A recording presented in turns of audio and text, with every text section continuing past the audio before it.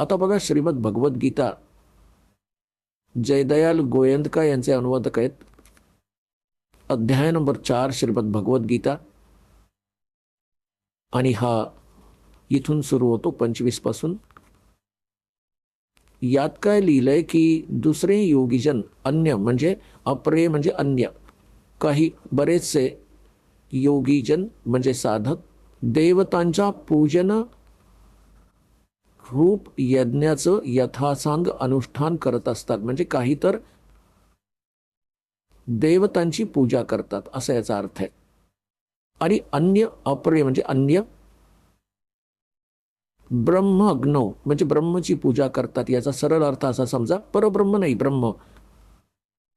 यज्ञांद्वारेच आत्मरूप यज्ञाचा हवन करतात.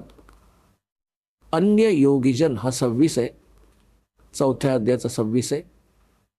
अन्य योगीजन श्रोत्र आदी सर्व इंद्रियांना संयम रूप अग्नीत हवन करतात. दुसरे योगीजन शब्दादी जर शब्द स्पर्श रूप रस आणि गंध यांच्या आधाराने समस्त विषयांच्या इंद्रिय रूप अग्नीत हवन करतात. आणि दुसरे हा 27 आहे. दुसरे योगीजन इंद्रियांच्या क्रियांना, प्राणांच्या सर्व क्रियांना ज्ञानाने प्रकाशित आत्मसंयम योगरूप अग्नीत हवन करतात. याचा अर्थ काय आहे की काही फक्त आपल्या श्वासावर लक्ष केंद्रित करतात आणि त्यालाच मोक्ष मानतात.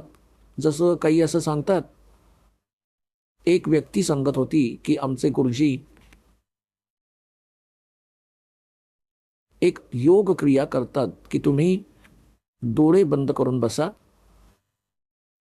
आणि लक्ष ठेवा, श्वास बाहेर जातोय, श्वास आत येतोय, फक्त एवढं लक्ष ठेवा, बस. श्वास बाहेर जातोय, आत येतोय. ही प्राणाची क्रिया आहे. बघत राहा की तुमचं लक्ष राहील की श्वास बाहेर आला आणि आतही घेतला.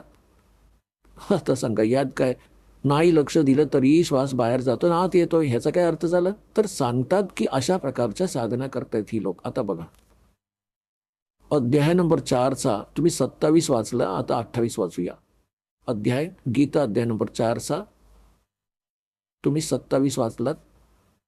दुसरे योगीजन इंद्रियांच्या संपूर्ण क्रियांना आणि प्राणांच्या पूर्ण क्रियांना, म्हणजे श्वास आहे, श्वासाधारित सर्व ज्ञानेंद्रियांवर लावतात.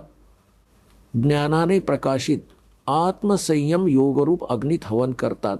28 मध्ये अनेक द्रव्य यज्ञ संबंधी यज्ञ करणारे आहेत. म्हणजे कोणी तसे भंडारा केला, मंदिराचा ध्वज लावला, काही इतर छोटे मोठे दान केले, तर म्हणतात द्रव्य यज्ञ करतात व त्यातच संतुष्ट होतात. गोशाला, धर्मशाला बांधली आणि मग तपस्या यज्ञरूप करणारे काही तप करतात. तसेच दुसरे अनेक योगरूप यज्ञ करणारे ते केवळ योगासन करतात. वर पाय खाली डोकं केलं, उभे राहिले, आणि कितीतरी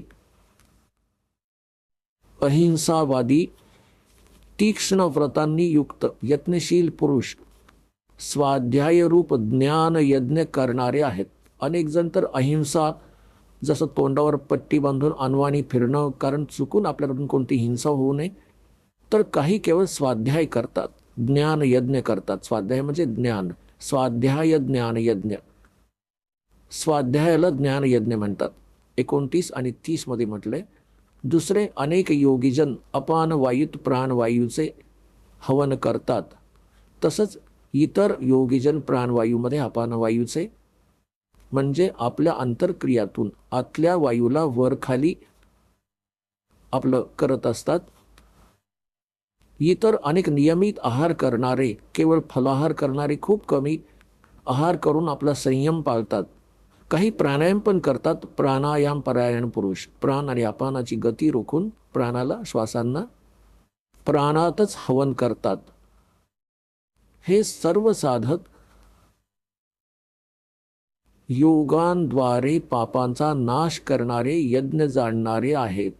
याचा अर्थ असा आहे की हे सगळेजण आपापल्या साधनांना यज्ञांद्वारे पापांचा नाश करणारे यज्ञ जाणणारे आहेत. त्यांची जी साधना आहे ते मानतात की पापनाश करणारी आहे आमची साधना. 31व्यात म्हटले की हे कुरुश्रेष्ठ अर्जुन, यज्ञातून उरलेले अमृत अनुभवणारा योगीजन सनातन परमब्रह्म, सनातनम ब्रह्म, सनातन ब्रह्म म्हणजे तत्ब्रह्म, परम अक्षर ब्रह्मला प्राप्त होतो. ओहो. यज्ञातून उरलेल्या म्हणजे धार्मिक शास्त्र अनुकूल साधना करणारा, याचा अर्थ शास्त्र अनुकूल साधना करणारा व्यक्तीच त्या सनातन परमात्म्याला प्राप्त होतात. यज्ञ न करणाऱ्या पुरुषासाठी अयज्ञस्य, तर हा मनुष्यलोक सुद्धा सुखदायक नसतो, तर परलोक कसा सुखदायक असेल. म्हणजे 31व्यात म्हटले की जे भक्ती साधना करत नाहीत ते सारे मातीमोहन होतील. ते तर आता 32 मध्ये कमाल केली आहे. आहा, 4थ्या अध्यायाचा 32वा श्लोक. अशा प्रकारे अजूनही अनेक प्रकारचे यज्ञ यांनी इथे गडबड केली.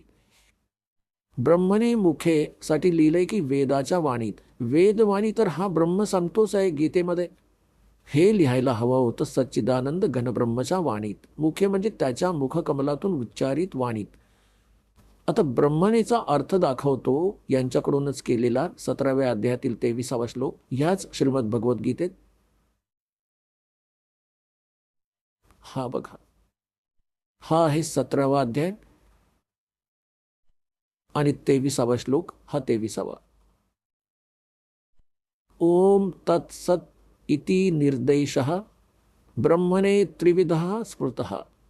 ब्रह्मणेचा अर्थ त्यांनी दिलाय. ब्रह्मणे म्हणजे सच्चिदानंद घनब्रह्मचा म्हणजे परमअक्षर ब्रह्मचा. ओम ओम तत् तत् सत सत असा हा 3 प्रकारचा त्रिविधः सच्चिदानंद घनब्रह्मचं नाव सांगितलंय. म्हणजे ब्रह्मणे म्हणजे सच्चिदानंद घनब्रह्म म्हणजे परम अक्षर ब्रह्म, पूर्ण परमात्मा. गीता ज्ञानदाता आपल्याहून अन्यच्या विषयी सांगत आहे. आपण पुन्हा परत येऊया 4थ्या अध्यायाच्या आता परत 32व्या श्लोकात. आहा, हे बंदीछोड, कसं अनमोल ज्ञान आहे हे, याचा संपूर्ण नाश करून ठेवलाय. एवं बहुविध यज्ञ विततः ब्रह्मणे मुखे. विततः म्हणजे विस्ताराने. ब्रह्मणे मुखे सच्चिदानंद घनब्रह्मच्या मुखातून उद्धृत अमृतवाणीत कर्मजात विदितान सर्वान एवं ज्ञात्वा विमोक्षसे. आता वाचा. अशा प्रकारे अनेकही तऱ्हेचे यज्ञ इथे लिहा. सच्चिदानंद घनब्रह्म अर्थात परम अक्षर ब्रह्म पूर्ण परमात्म्याच्या मुखातून उच्चारित वाणी. मुखातून मुखे त्याच्या मुखातून उच्चारित वाणीत विस्ताराने सांगितले आहे. त्या सर्वांना तू कर्मजान, मन, इंद्रिय व कर्म व शारीरिक क्रियांद्वारे संपन्न होणाऱ्या जाण म्हणजे आपली स्वाभाविक कर्म करत करतच त्यांना केलं जातं असं त्याचा अर्थ झाला. ह्या प्रकारे ज्ञात्वा, ह्या प्रकारे जाणून, ह्या प्रकारे तत्वाने जाणून त्यांच्या अनुष्ठान म्हणजे भक्तिक्रिया साधनाद्वारा तू कर्मबंधनातून सर्वथा मुक्त होशील. याचा अर्थ आहे की तू त्यांना जाणून विद्धी एवं ज्ञात्वा विमोक्षसे म्हणजे पूर्णपणे मुक्त होशील. हे ज्ञान समजल्यानंतर तू बिलकुल त्यात लिहिल्यानुसार साधना करून अनुष्ठान केल्याने तू पूर्णपणे मुक्त होशील. हे तत्वज्ञान आहे जे सच्चिदानंद घनब्रह्मच्या वाणीत सांगितलंय. आता इथे सांगितलंय 4थ्या अध्यायाच्या 34व्या श्लोकात. आता त्या ज्ञानाला जे सच्चिदानंद घनब्रह्मच्या वाणीत लिहिलं आहे त्या ज्ञानाला तू तत्वदर्शी ज्ञानी संतांकडे जाऊन समजून घे. त्यांना नीट दंडवत प्रणाम केल्याने, त्यांची सेवा करून आणि कपट सोडून सरळतेने प्रश्न करून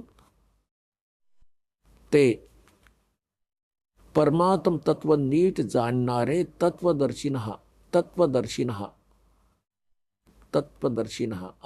तत्वदर्शी संत ज्ञानी महात्मा तुला तत्वज्ञानाचा उपदेश करतील.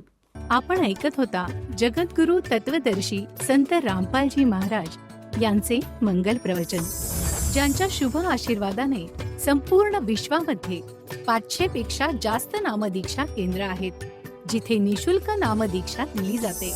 निशुल्क नामदीक्षा प्राप्त करण्यासाठी आणि अधिक माहितीसाठी संपर्क करा 7030303951 7030303952.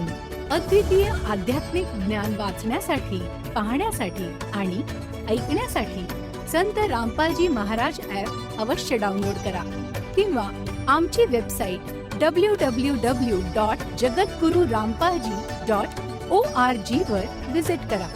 आम्हाला सोशल मीडियावर फॉलो करा. सर्व पवित्र धर्मांच्या पवित्र शास्त्रांवर आधारित प्रमाणित अनमोल पुस्तक ज्ञानगंगा किंवा जगण्याचा मार्ग यापैकी कोणतेही एक पुस्तक निशुल्क मागवण्यासाठी आपण आम्हाला आपले पूर्ण नाव, पूर्ण पत्ता, पिनकोड आणि फोन नंबर सह लिहून 7030303951 किंवा 7030303952 या नंबरवर SMS करू शकता किंवा 7030303950 या नंबरवर व्हॉट्सअप देखील करू शकता.